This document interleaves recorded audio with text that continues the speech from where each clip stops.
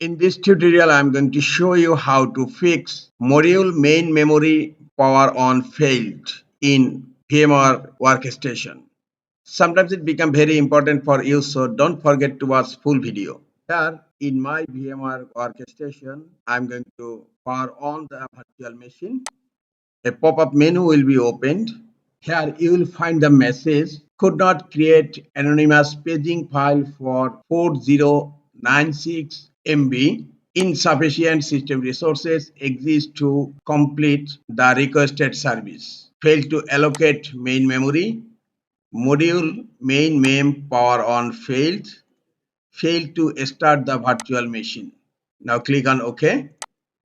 Right click on the virtual machine name on left pane and then click on open VM directory, and this is the virtual machine directory, and here you will find lot of virtual machine files. You need to delete .lck folder from here. Now right click on Windows 11.vmx.lck. You have to delete this lck folder from here. I'm going to delete. Now go to the second step. Go to search. In search type advanced system settings. Click on view advanced system settings. Here click on advanced tab. The first option is performance, visual effect, processor scheduling, memory usage and virtual memory. Click on settings here and click on advanced tab again. Here you will find virtual memory and you will find a button change. Click on change. Uncheck automatically manage paging file for all drives, and C drive is selected by default, and click on custom size. Select the initial size in MB 3000.